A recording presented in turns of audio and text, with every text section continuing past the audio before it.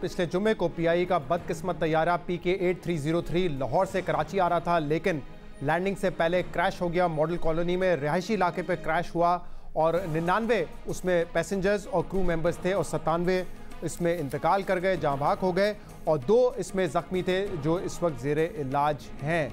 बदकिस्मती से ये तैयारा जब तबाह हुआ था तो उसके बाद से ये एक बहस थी कि इसमें कोई फ़नी ख़राबी थी या पायलट ने ठीक तरीके से डील नहीं किया सिचुएशन को, उस वजह से ये क्रैश हुआ, जिसकी तहकीकात इस वक्त जारी हैं। हुकूमत ने भी एक टीम बनाई है और जाहिर सी बात है एयरबस जो कंपनी है वो भी तहकीकात करेगी। तमाम जो डेटा रिकॉर्डर था या वॉइस रिकॉर्डर था, कल ये बताया गया कि वो मिल चुके हैं, जिसको डिकोड किया जाएगा फ्रांस में।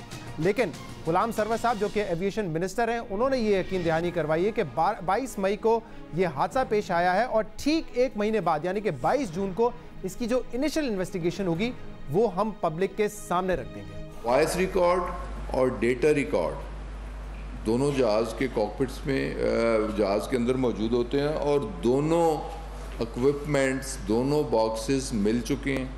ये फ्रेंच अथॉरिटीज़ इसे फ्रांस लेके जाएंगी, वो डीकोड करेंगी। 22 जून 2020 को इंशाअल्लाह ताला पार्लियामेंट में और आवाम के सामने रख दी जाएगी। ये प्रोविजनल रिपोर्ट होगी, बिल्कुल फ्री, फेयर और ट्रांसपेरेंट इंक्वायरी होगी। किसी का इस पे कोई इन्फ्लुएंस सवाल ही नहीं पैदा होता। एविएशन मिनिस्टर गुलाम सरवर यकीन दहानी करवा रहे थे कि इंडिपेंडेंट होगी, कोई प्रेशर नहीं होगा इस रिपोर्ट पर और यकीन दहानी करवा रहे हैं कि इस रिपोर्ट को पब्लिक कर दिया जाएगा। लेकिन इस वक्त एक मामला ये भी है कि जो तमाम 97 इसमें लोग जहां बाग हुए थे उनकी आइडेंटिफिकेशन का प्रोसेस अभी भी जारी है। बड़ा मुश्किल प्रोसेस है। जिन लोगों को पहले शनाख्त कर ली गई, चाहे उनके कपड़ों से हो या उनके चेहरों से हो, वो तो कर ली गई थी, लेकिन इसके बाद जिनकी शनाख्त DNA से हो रही है वो एक तवील प्रोसेस है, जिसके लिए जो लवाहिकीन हैं उन्होंने अपने सैंपल्स भी दिए और DNA मैच करने का प्रोसेस कोई आसान प्रोसेस नहीं है। लेकिन जो लोग इसमें जिनके प्यारे शहीद हो गए हैं वो बड़े इस वक्त गमज़दा हैं और साथ साथ तकलीफ़ में भी हैं। वो कह रहे हैं कि हमें कोई वन विंडो ऑपरेशन इस आने के बाद नहीं नज़र आया जहां हम जाकर तमाम फैसिलिटीज़, तमाम जो इंफॉर्मेशन है वो हासिल कर सकें। हमें एक मुर्दा खाने से दूसरे मुर्दा खाने जाना पड़ता है देखने के लिए कि आइडेंटिफिकेशन के लिए और चेक करने के लिए कि हमारे प्यारों की बॉडीज़ वहाँ तो नहीं है। तो वो कह रहे हैं कि पूरा प्रोसेस जो है उसको ठीक तरीके से मैनेज नहीं किया गया, कम्युनिकेशन के मसाइल हैं। इस पर हम मजीद बात भी करेंगे। इस वक्त हमारे साथ मौजूद हैं एविएशन मिनिस्टर गुलाम सरवर साहब। गुलाम साहब, बहुत बहुत शुक्रिया वक्त देने के लिए। आपने भी शायद सुना हो टीवी पर भी और सोशल मीडिया पर भी ये वीडियोज़ वायरल हुई हैं जहां लोग ये कह रहे हैं कि हमारे प्यारे तो चले गए, लेकिन उसके बाद से जो प्रोसेस है उसमें कोई वन विंडो ऑपरेशन पीआईए की जानिब से नहीं नजर आया या सिंध हुकूमत की जानिब से नहीं नजर आया। हम जगह जगह जा रहे हैं अपने लोगों को ढूंढने के लिए, उनकी बॉडीज को ढूंढने के लिए। कम्युनिकेशन का फुकदान है। क्या वजह है कि चले एक हादसा हो गया, बदकिस्मत हादसा था, इसमें लोगों की जानें ज़ाया हुई हैं, लेकिन इसके बाद का जो प्रोसेस है उसको क्यों इतना मुश्किल बना दिया गया है? उनकी परेशानी और उनके गम में बराबर के शरीक हैं, लेकिन ऐसी कोई बात नहीं है। पीआईए में भी फोकल पर्सन भी मौजूद हैं और वन विंडो पीआईए में भी मौजूद है। वहाँ सिंध गवर्नमेंट ने अपने तौर पे एक डेस्क कायम किया हुआ है, गवर्नर ने अपने तौर पे एक डेस्क कायम किया हुआ है। असल प्रॉब्लम ये है कि बॉडीज़ बुरे तरीके से मसख हो चुकी हैं और जिन हॉस्पिटल्स में बॉडीज़ मौजूद हैं उनके DNA टेस्ट हो रहे हैं और DNA टेस्ट जो है इतना लेंथी प्रोसीजर है कि टाइम उस पर लगता है, उसकी आइडेंटिफिकेशन बॉडी की इतनी आसानी से नहीं होती। तो ये वाकई परेशानी है, लवाहिकीन के लिए परेशानी है और हम उनकी परेशानी में बराबर के शरीक हैं। लेकिन देखें ना, 50 out of 97 bodies 53 bodies identify हो के हैंड ओवर भी हो चुकी हैं। तो वो भी देखें ना, वो भी तो मुतवफ़ी थे, उनके भी लवाहिकीन थे, जिनकी बॉडीज़ क्लियर होती गई, उन्हें बॉडीज़ हैंड ओवर होती गई और इन लोगों के लवाहिकीन की आमद के लिए, उनके क़याम व तुआम के लिए भी बंदोबस्त किया गया, उनकी रहाइश के लिए भी बंदोबस्त किया गया, उनकी फैमिली मेम्बर्स के लिए 5 टिकट भी दिए गए। तो कुछ पॉजिटिव चीज़ें भी जो की गई हैं, जो इक़दामात किए गए हैं, उन्हें भी थोड़ा सा सराहना चाहिए। लेकिन जहाँ तक उनकी इस तकलीफ़ का ताल्लुक है, मैं यकीनन उनका दर्द महसूस कर सकता हूँ। ये तो हुआ है, आप ठीक कह रहे हैं, टिकट भी दिए गए हैं, होटल स्टे भी दिया गया, लेकिन ये तो मेरे ख्याल से मायने नहीं रखता। तो बहुत सी छोटी सी जो मदद है शायद जो कर दी गई है उनकी। लेकिन आप खुद कह रहे हैं कि गवर्नर का एक डेस्क है, सिंध गवर्नर का, सिंध हुकूमत का एक डेस्क है, एक पीआईए के फोकल पर्सन है, तो फिर उनका एतराज़ तो ठीक है कि कोई वन विंडो ऑपरेशन नहीं है, क्या वो सिंध हुकूमत से पूछें, क्या वो गवर्नर डेस्क पे जाएं या PIA जाए? इसीलिए वो कह रहे हैं कि कम्युनिकेट करने के लिए और हमें इंफॉर्मेशन हासिल करने के लिए एक वन विंडो ऑपरेशन होना चाहिए। मेरे भाई, किसी को किसी मुर्दा खाने जाने की ज़रूरत नहीं है। जो भी बॉडी आइडेंटिफाई होगी, DNA टेस्ट क्लियर होगा, उसके लवाकिन चाहे लाहौर में बैठे हों, पेशावर में बैठे हों, इस्लामाबाद या कराची में बैठे हों, उनके लवाकिन को ख़ुद इतला दी जाती है और बॉडी डिस्पैच करके जहाँ वो मौजूद होते हैं उनके हवाले की जाती है। मैंने ख़ुद पिंडी, मेरे अपने शहर की 2 बॉडीज़ जो आइडेंटिफाई हुई, मुतलका अथॉरिटीज़ ने मुतलका लोगों को इतला की, बर्फ वक्त बायसन तरीके से डेड बॉडीज़ पहुँचाई गई। हमने बॉडीज़ रिसीव की, हमने उन्हें उनके जनाजे किए, उन्हें बरी किया। वो भी तो अफेक्टेड थे, वो भी तो शहीद थे, वो भी इस परेशानी के आलम में गुजरे हैं। तो जो रह गए हैं इंशाअल्लाह ताला हमारी सरवर साहब, आप कह रहे हैं कि इदारा उनको कॉल करके इतला देता है। आदिल रहमान साहब, उनके वालिदैन इस बदकिस्मत जहाज़ में थे, वो भी शहीद हो गए। उनका ट्विटर पैगाम यही था कि हमें इतला नहीं दी जा रही, हमसे पूछा जाता है। PIA का कॉल आ जाता है कभी रात को 2:30 बजे, 3 बजे, दिन में 5 दफ़ा कि क्या आपको बॉडीज़ मिल गई हैं। बजाय इसके कि PIA उनको इन्फॉर्म करे, उनको इन्फॉर्मेशन पास करे, उनसे इन्फॉर्मेशन ली जाती है कि क्या बॉडीज़ मिल गई या नहीं मिली हैं।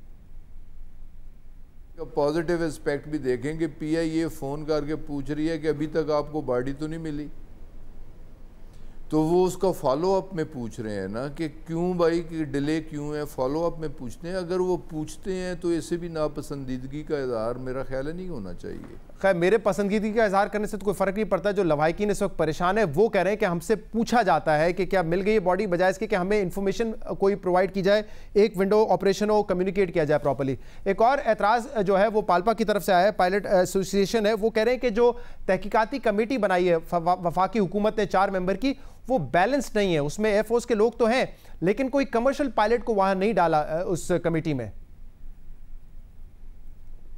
देखें जी, ये किसी के कहने पे नहीं बनाई गई और एयरफोर्स एक क्रेडिबल अदारा है और मुहब्बे वतन लोगों पे मुश्तमिल अदारा है, हाईली क्वालिफाइड लोगों पे। ये फेडरल गवर्नमेंट ने इसकी मंजूरी दी है, हमने मंजूरी दी है, मैंने मंजूरी दी है और इस बात का भी उस टीम को इख्तियार है कि और लोगों की खिदमात भी वो टीम ले सकती है और स्टेक होल्डर्स को भी वो शामिल कर सकती हैं।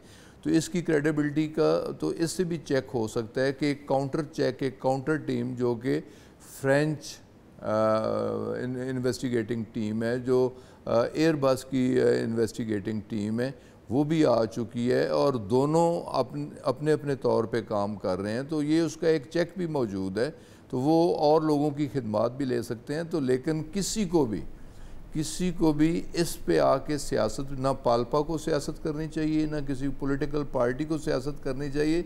देखें, कौमी साने हैं, हमारे प्यारे हमसे जुदा हुए हैं।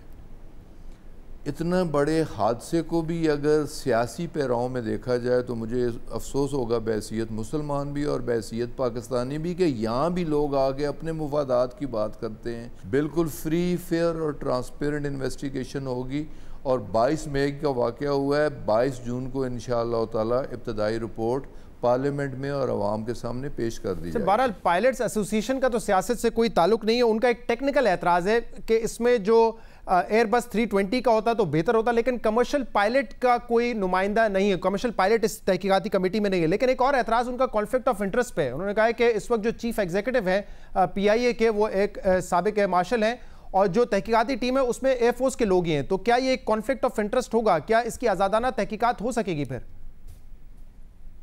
कॉन्फ्लिक्ट ऑफ इंटरेस्ट नहीं होगा कि पाल्पा का नुमाइंदा इसमें मौजूद होगा।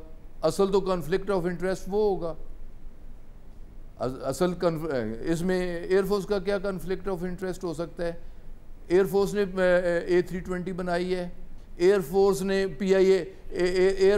PIA का पायलट भर्ती किया है, एयरफोर्स ने PIA के टेक्नीशियंस भर्ती किए हैं। क्रेडिबिलिटी पे वो नहीं है। कॉन्फ्लिक्ट ऑफ इंटरेस्ट ये कि इस वक्त जो चीफ एग्जीक्यूटिव हैं अरशद मलिक साहब, उनका ताल्लुक एयरफोर्स से ही रहा था। ये कॉन्फ्लिक्ट ऑफ इंटरेस्ट है। ये जो ऑडियो के हवाले से कल भी आपने बात की जिसमें कह रहे हैं कि प्लेन में कोई खामी थी, इस पर कोई सुनाई नहीं दिया गया, पायलट ने कोई ऐसी बात नहीं की। ये जो ऑडियो आई है इस पर भी बड़े सवाल उठ रहे हैं कि क्या ये उसका कुछ हिस्सा लीक किया गया है और ऐसा लगता है कि एक जहन बना लिया गया है कि पायलट की गलती थी और अब उसी पैराई में इन्वेस्टिगेशन होंगी, क्योंकि एक हिस्सा लीक हुआ है इस ऑडियो का, तो क्या इसकी भी तहकीकात करेंगे कि एक हिस्सा क्यों ऑडियो का लीक हुआ है? अगर करते तो या तो एयर ट्रैफिक कंट्रोल की मुकम्मल ऑडियो होती, या सारी चीजें बेहतर होता कि तफ्तीश में ही सामने आती।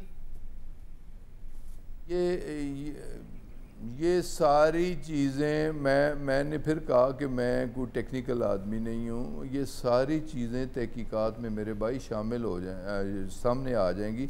22 मई का वाक़या है, आज 30 मई हो गई है। 22 जून को इंशाअल्लाह ताला आप थोड़ा सा सब्र करें, थोड़ा सा इंतज़ार करें, दूध का दूध और पानी का पानी सामने आ जाएगा, हर चीज़ सामने आ जाएगी, हकीकत आश्कारा हो जाएगी और इंशाअल्लाह सही। तो उम्मीद करते हैं कि इस बात की भी तहकीकात होगी कि ऑडियो का कुछ हिस्सा पहले से क्यों लीक किया गया, कैसे लीक हुआ, ये तमाम चीज़ें तहकीकात में सामने आनी चाहिए थी। बहुत बहुत शुक्रिया गुलाम सरवर साहब हमारे साथ मौजूद है। आज के प्रोग्राम में इतना ही।